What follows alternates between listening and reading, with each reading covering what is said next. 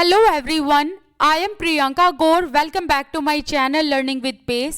अब हम यहाँ बात करेंगे कि 15th एंड 16th सेंचुरी में दिल्ली सुल्तान्स में कौन आया। तुगलक्स के बाद सैयद एंड सैयद के बाद Lodhi dynasty I. Syed and Lodhi dynasties में हम ये देखते हैं कि अंटिल 1526 तक इन्होंने रूल किया आगरा एंड दिल्ली से। लेकिन जब सैयद एंड लोधी डायनेस्टी आई तो इसके सुल्तान्स इतने पावरफुल नहीं थे। तो इस डायनेस्टीज के आने तक जौनपुर, बंगाल, मालवा, गुजरात, राजस्थान एंड पूरे के पूरे सदर्न इंडिया में इंडिपेंडेंट रूलर्स खड़े हो गए एंड इनके स्टेट्स एंड कैपिटल्स काफी फ्लरिश एंड प्रॉस्पेरस कर रहे थे।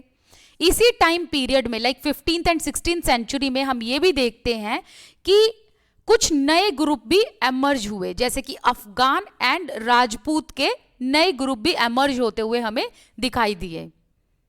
इसी टाइम पीरियड में हम कुछ ऐसे स्टेट्स भी स्टैब्लिश होते हुए देखते हैं जो काफी स्मॉल स्टेट्स थे लेकिन बहुत पावरफुल भी थे एंड एक्सट्रीमली वेल एडमिनिस्टर्ड थे। मतलब ये स्टेट्स स्मॉल तो थे लेकिन बहुत पावरफुल थे एंड इनका एडमिनिस्ट्रेशन बहुत एफिशिएंट था, क्योंकि जिस स्टेट का, जिस किंगडम का एडमिनिस्ट्रेशन एफिशिएंट हो ना तो वो साम्राज्य बहुत अच्छे से चलता है। दिल्ली सुल्तान्स के बाद हम मुगल साम्राज्य देखते हैं एंड उससे पहले हम शेरशाह सूरी को भी देखते हैं। शेरशाह सूरी ने अपने करियर की जो शुरुआत की थी ना वो बहुत छोटे से लेवल से की थी।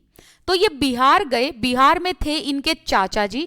इनके चाचा जी के पास जो स्मॉल टेरिटरी थी उस स्मॉल टेरिटरी पर शेरशाह सूरी ने एज अ मैनेजर काम किया, लेकिन इन्होंने सक्सेस हासिल की एंड इवेंचुअली हुआ ये कि इन्होंने वैसे तो छोटे से तबके से शुरुआत की थी, छोटी सी पोस्ट से शुरुआत की थी, लेकिन इवेंचुअली ये हुआ कि मुगल एम्पायर के जो सबसे बड़े एम्पायर थे हुमायूं, उसको इन्होंने डिफीट कर दिया था 1530 से 1540 एंड 1555 से 1556 के बीच में। एंड देन शेर शाह ने क्या किया, दिल्ली को कैप्चर किया एंड अपनी खुद की जो डायनेस्टी थी वो दिल्ली में स्टैब्लिश कर ली। तो डायनेस्टी का नाम क्या था, सुर डायनेस्टी। ऑल्दो द सुर dynasty ruled for only 15 years, तो इनकी जो डायनेस्टी थी शेरशाह सूरी की सुर डायनेस्टी, ये सिर्फ 15 साल के लिए थी। It introduced an administration that borrowed element from Khalji and made them more efficient. तो सुर डायनेस्टी में हमें जितना भी एडमिनिस्ट्रेशन देखने को मिलता है, हमें यह समझ में आता है कि इन्होंने जो ये एडमिनिस्ट्रेशन चलाने का तरीका था, जो पॉलिसीज वगैरह इन्होंने इंट्रोड्यूस की, वो इन्होंने बोरो की थी अलाउद्दीन खलजी के एडमिनिस्ट्रेशन से। शेर शाह का जो एडमिनिस्ट्रेशन था it became the model followed by the great empire Akbar. And Sher Shah Suri का एडमिनिस्ट्रेशन इतना सक्सेसफुल हुआ कि बाद में जो ग्रेट एम्पायर हुए अकबर, उन्होंने भी इस एडमिनिस्ट्रेशन को एज अ मॉडल फॉलो किया एंड फिर उन्होंने मुगल एम्पायर को कंसोलिडेट किया इसी एडमिनिस्ट्रेशन को फॉलो करते हुए, जो एडमिनिस्ट्रेशन शेरशाह सूरी के एम्पायर में देखने को मिलता है। ठीक है,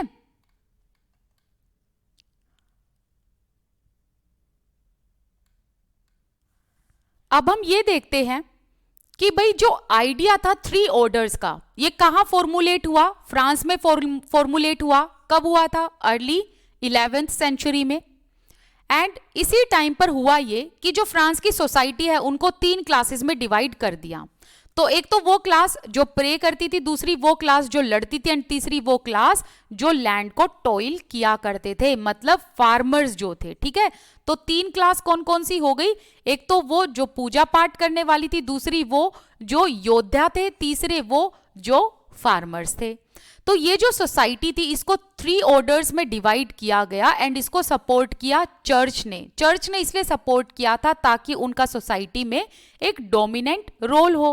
एंड ये जो 3 ऑर्डर्स थे या सोसाइटी का जो ये विभाजन हुआ था, इसकी वजह से हमें न्यू वॉरियर ग्रुप देखने को मिला जिसको कहा जाता है नाइट्स। चर्च इन ग्रुप्स को पैट्रनाइज करती थी and use to propagate the idea of peace of God. इसके अलावा जो ईसाई धर्म के लोग थे वो चाहते थे कि इनका प्रचार हो, इनका प्रसार हो, किस आइडिया का, पीस ऑफ गॉड का। एंड ये इसीलिए ऐसा करना चाहते थे ताकि जो वॉरियर्स हैं उनके बीच में कॉन्फ्लिक्ट ना हो, बल्कि ये वॉरियर्स एक ऐसा कैंपेन चलाएं उन मुस्लिम्स के अगेंस्ट जिन्होंने जेरूसलम सिटी को कैप्चर करके रखा हुआ है। एंड यहीं से हमें कैंपेन्स की एक सीरीज देखने को मिली जिसे कहा जाता है क्रूसेड्स, एंड क्रूसेड्स को हिंदी में कहते हैं धर्म युद्ध। एंड इस सीरीज ऑफ कैंपेन के बाद हुआ ये कि जो नाइट्स थे इनका स्टेटस बिल्कुल चेंज हो गया था, क्योंकि पहले तो क्या था ना, इन नाइट्स को ना तो फ्रांस में ना ही जर्मनी में कहीं भी इनको किसी नोबल में या किसी क्लास में इंक्लूड नहीं किया जाता था, किसी कुलीन में इंक्लूड नहीं किया जाता था। बट 11th सेंचुरी में हुआ ये कि फ्रांस एंड फिर नेक्स्ट सेंचुरी में जर्मनी में हमें ये देखने को मिला कि नाइट्स की जो सिचुएशन थी अब वो बिल्कुल तब्दील हो चुकी थी। अब लोग जो थे वो सब क्या बनना चाहते थे, नाइट्स बनना चाहते थे, मतलब नाइट्स कहलवाना चाहते थे। तो यहाँ पर हमें नाइट्स की एक इम्पोर्टेंस भी देखने को मिली। हालांकि ये जो स्टोरी है ना, यहाँ से एग्जाम में कुछ नहीं आने वाला, बस इसको पढ़ना थोड़ा सा जरूरी था ताकि आपकी थोड़ी सी एक अंडरस्टैंडिंग बन सके। अगर यहाँ से कुछ भी इंपॉर्टेंट आ सकता है तो वो ये आएगा कि 3 ऑर्डर्स जो है वो कहाँ फॉर्मुलेट हुए थे, फ्रांस में हुए थे। एंड कौन कौन सोसाइटी को कौन कौन से हिस्सों में बांटा गया था, कौन सी 3 क्लास थी, एक तो वो जो प्रार्थना करते थे, दूसरे वो जो लड़ते थे, जो योद्धा थे, एंड तीसरे वो जो पेजेंट्स थे। सिंपल, इतना ही आपको ध्यान रखना है। अब हमारा ये जो चैप्टर है ये कंप्लीट होता है। कोई डाउट है तो कमेंट सेक्शन में लिख के बता देना। आप मेरे साथ टेलीग्राम इंस्टाग्राम पर जुड़ सकते हैं, दोनों के जो लिंक हैं एंड यूजर नेम्स हैं वो आपको डिस्क्रिप्शन बॉक्स में मिल जाएंगे, आप अपनी डिस्प्ले पर भी देख सकते हैं। चलिए मिलते हैं नेक्स्ट वीडियो में। Till then bye bye, thank you so much for watching this video.